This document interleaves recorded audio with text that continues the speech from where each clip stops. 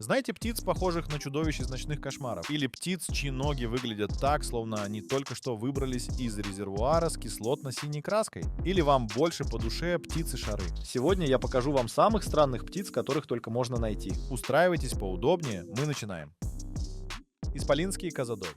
В густом мраке ночного леса раздается загадочное постукивание, будто кто-то колотит двумя палками по пустому дереву. Нет, это не лесной дух и не заблудившийся дровосек. Это исполинский козадой.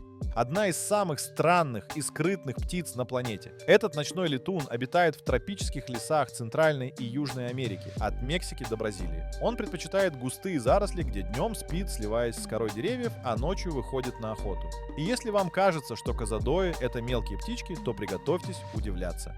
Исполинский козадой. Настоящий гигант среди своих сородичей. Его длина достигает полуметра, а размах крыльев почти метра. Любопытно, что именно его сородичи, обычные козадои, стали настоящими звездами готической литературы. Говард Лавкрафт в рассказе «Ужас Данвича» описывал, как жуткие крики козадоев по ночам сводят с ума местных жителей, усиливая атмосферу надвигающегося кошмара. Послушайте сами, разве не страшно? Свое имя же наши пернатые друзья получили из-за того, что в старину люди думали, будто птицы по ночам подлетают к козам и, представьте, пьют их молоко. Конечно, это чистейшая выдумка. На самом деле козадои ловят насекомых, а их огромный рот — это природный сачок для мошек, жуков и даже летучих мышей. Что отличает исполинского козадоя от обычного, так это крик. Если обычные козадои издают мягкие трели, то исполинский — настоящий пернатый барабанщик. Его брачный зов — это громкие ритмичные стуки, как будто кто-то бьет палкой по полому бревну. Ученые долго не могли понять, как он это делает, пока не выяснилось. Птица резко хлопает крыльями в полете, создавая этот загадочный звук. Местные жители даже прозвали его «птица-молоток». Веероносный венценосный голубь. Если бы павлин и голубь решили завести ребенка, а потом еще и нарядили его как монарха для карнавала в Рио, то получился бы веероносный венценосный голубь. Самая шикарная, но при этом скромная птица в мире. Представьте себе голубя размером с индюка, но вместо привычного серого спортивного костюма роскошное сине-голубое оперение, а на голове кружевной веер из перьев, будто корона из перьевой подушки после бурной ночи. Этот красавец обитает в джунглях Новой Гвинеи, где важно расхаживает по земле, словно понимает, что он местная знаменитость. В отличие от своих городских собратьев, которые готовы драться за брошенную корку хлеба, венценосный голубь обедает с достоинством. Он не опускается до поисков еды в мусорках. Вместо этого с аппетитом уплетает фрукты, семена и улиток, будто настоящий гурман. Но самое примечательное в этой птице — ее умопомрачительный головной убор. Этот венец не просто украшение, а инструмент соблазнения. Когда самец хочет произвести впечатление на даму сердца, он расправляет свой веер, кивает головой и издает глухое бум-бум-бум, будто барабанщик на королевском приеме. А если самка не впечатляется, ну что ж, значит сегодня не его день, и придется искать другую поклонницу, готовую оценить его стиль. Забавно, но при всей своей красоте венценосный голубь не самый сообразительный представитель птичьего царства. Его мозг размером с горошину, и большую часть времени он тратит на то, чтобы просто не запутаться в собственных перьях. Ходит он медленно, летает неохотно, а зачем напрягаться, когда можно просто красиво сидеть? При опасности же он предпочитает замереть и надеяться, что хищник примет его за декоративную подушку. И вот еще забавный факт. В отличие от обычных голубей, которые плодятся как кролики, венценосные голуби очень ответственные родители. Они строят гнезда на деревьях и высиживают всего одно яйцо, зато с королевской заботой. Птенец появляется на свет уже в мини-коронке и с первых дней понимает, что он особенный. Великолепный фрегат. представьте себе птицу, которая выглядит так, будто ее создали в спешке. Огромные крылья, разбойничья внешность и ярко-красный горловой мешок, словно перекушенный надувной круг для плавания. Да-да, это великолепный фрегат. Морской разбойник, который не умеет плавать, зато мастерски ворует еду у других птиц и устраивает представление с надуванием шеи, достойное самого гламурного реалити-шоу. Эта птица — настоящий воздушный ас. При размахе крыльев более 2 метров она может часами парить над океаном, не сделав ни единого взмаха. Но вот незадача. Перья фрегата не водостойкие, и если он упадет в воду, то моментально уйдет на дно, как кирпич. Потому вместо благородной рыбалки он предпочитает бандитские налеты, высматривает трудяг олушей или пеликанов, которые ныряют за рыбой, а потом — бац! отбирает у них добычу прямо в воздухе. Настоящий пернатый гангстер. Но самое зрелищное у фрегатов – это, конечно, брачные игры.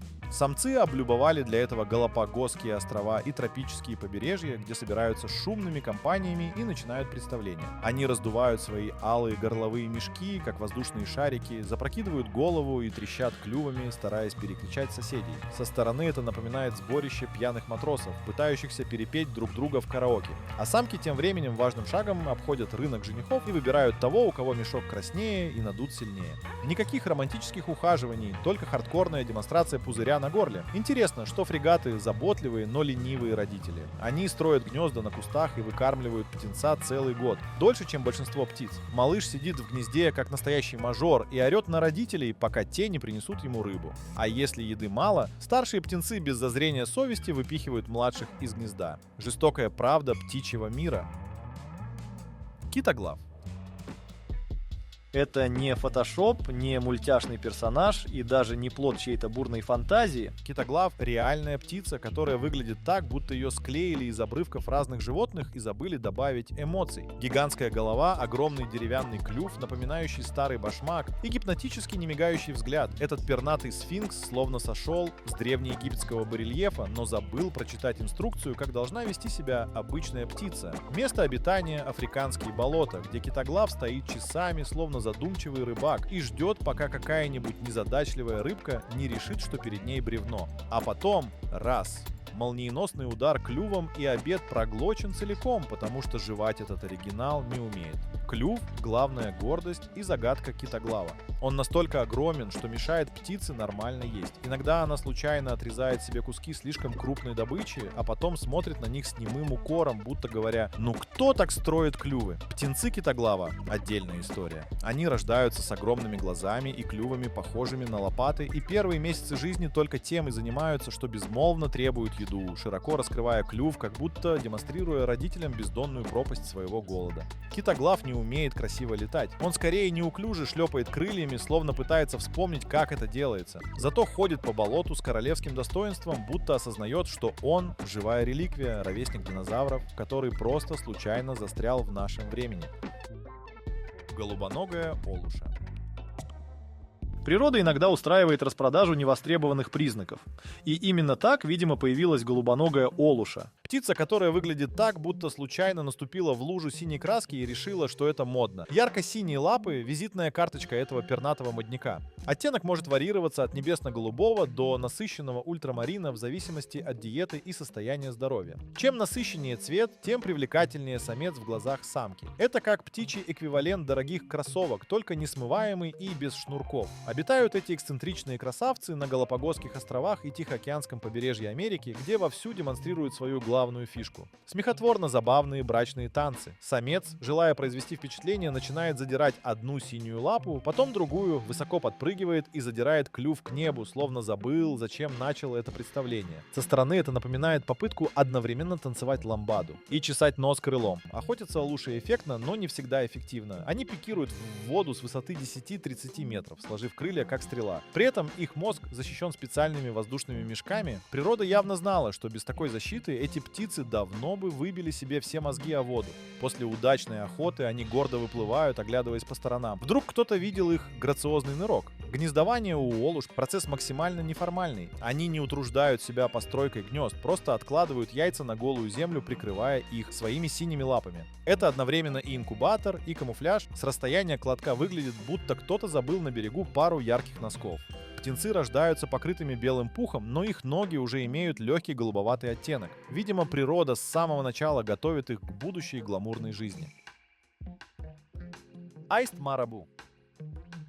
Если бы птицы устраивали конкурс на самое гротескное существо, Аист марабу занял бы первое место, второе и третье, просто потому, что остальные участники в ужасе разбежались бы при его виде. Этот полутораметровый увалень с розоватой лысой головой, мешком под клювом и вечно недовольным выражением лица выглядит так, будто сама смерть решила на время переквалифицироваться в пернатые. Обитает этот красавец в Африке к югу от Сахары, где важно расхаживает по саванне, высматривая падаль. Да-да, марабу, прирожденный санитар экосистемы, хотя ведет себя себя при этом как настоящий аристократ на помойке. Его голая голова и шея не результат неудачного парикмахерского опыта, а гениальное эволюционное приспособление, чтобы не пачкаться в крови и внутренностях, когда засовывает голову в труп антилопы. Горловой мешок — это не украшение, а многофункциональный аксессуар. В брачный период он раздувается как розовый воздушный шарик, а в обычное время болтается словно забытый носок. Им можно громко хлопать для устрашения конкурентов. Звук получается такой, будто кто-то шлепает по воде мокрым полотенцем. Летает Марабу с неохотой, как пенсионер, которого заставили пойти на утреннюю зарядку. Зато в воздухе он превращается в настоящий планер с размахом крыльев до 3 метров. Вид парящего Марабу одновременно величественный и жутковатый, напоминает декорацию к фильму ужасов, случайно залетевшую в документалку о природе. Эквадорская зонтичная птица.